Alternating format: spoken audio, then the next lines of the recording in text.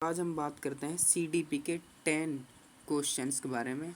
ये बहुत ही most importantly question है, तो इसके बारे में आज आपको एक बार रिवाइज करा देता हूँ मैं। और ये बहुत ही महत्वपूर्ण बुक से लिए गए हैं। सबसे पहले शिक्षा मनोविज्ञान के मुख्य तत्वों।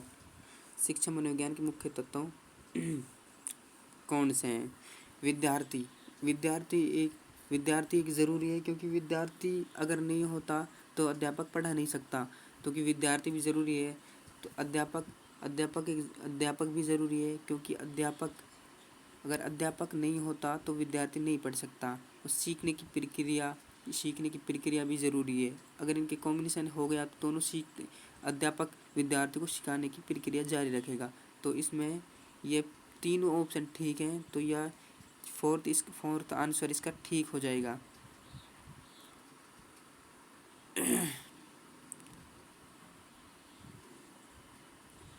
फोर्थ आंसर इसका ठीक हो जाएगा। प्रश्न उत्तर विधि का जनक किसे माना जाता है?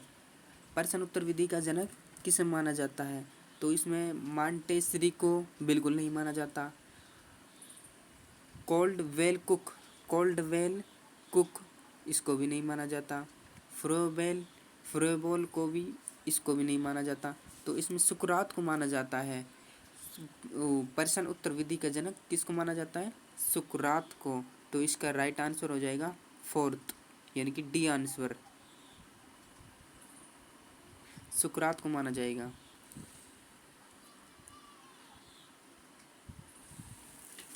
क्वेश्चन नंबर 3, साइकोलॉजी शब्द की उत्पत्ति किस भाषा से हुई?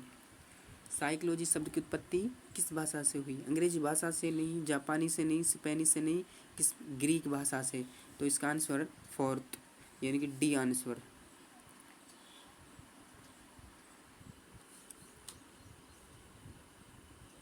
क्वेश्चन नंबर 4, निम्न में से कौन सा क्षेत्रफल मनोविज्ञान के अंतर्गत नहीं आता?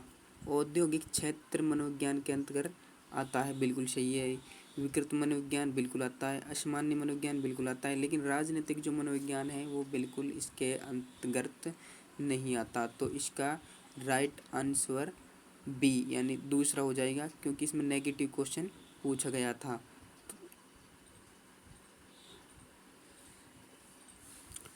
क्वेश्चन नंबर 5, ग्रीक भाषा के शब्द सहायकों का अर्थ है मन, बिल्कुल नहीं। चेतना, ये भी नहीं। व्यवहार, ये भी नहीं। इसका आंसर है फोर्थ, यानी डी आंसर, आत्मा। आत्मा इसका भाषा का शब्द का सहायक अर्थ होता है। आत्मा इसका सहायक अर्थ होता है। निम्न में से कौन सा मनोवैज्ञानिक नहीं है? जॉन डीवी, हल, वॉटसन, स्किनर, इसमें मनोवैज्ञानिक नहीं है। नेगेटिव आंसर, नेगेटिव क्वेश्चन पूछा गया था, तो इसका पहला ही क्वेश्चन ठीक है। इसमें जॉन डीवी एक मनोवैज्ञानिक नहीं है। तो इसका राइट आंसर हो जाएगा John Dewey.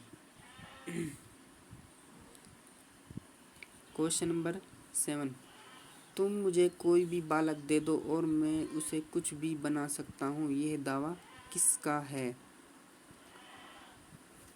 McDougall, Watson, Pavlov और कोहलर।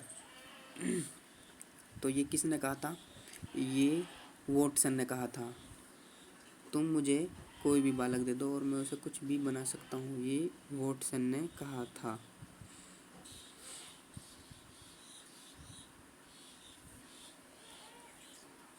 क्वेश्चन नंबर 8, वर्तमान समय में मनोविज्ञान है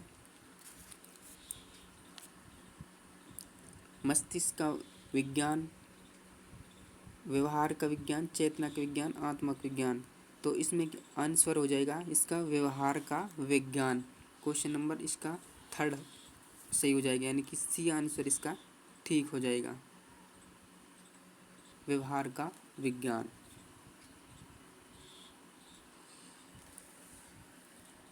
मनोविज्ञान का अध्ययन है, मनोविज्ञान का अध्ययन, तो इसमें व्यवहार का ये बिल्कुल नहीं हो जाएगा। व्यवहार का वैज्ञानिक अध्ययन। तो इसमें राइट आंसर 2 यानी कि बी आंसर इसका ठीक रहेगा, व्यवहार का मनोवैज्ञानिक विज्ञान।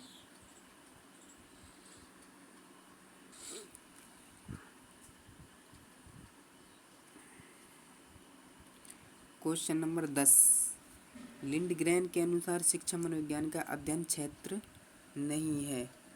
लिंडग्रेन के अनुसार शिक्षा मनोविज्ञान का क्षेत्र केंद्रीय क्षेत्र नहीं है। तो इसमें अधिगमकर्ता नहीं, अधिगम विषय वस्तु। तो इसका राइट आंसर बी यानी 2 हो ठीक रहेगा। लिंडग्रेन के अनुसार जो शिक्षा के मनोविज्ञान के केंद्र आता है वो विषय वस्तु के अंदर आता है। तो इसका राइट आंसर बी।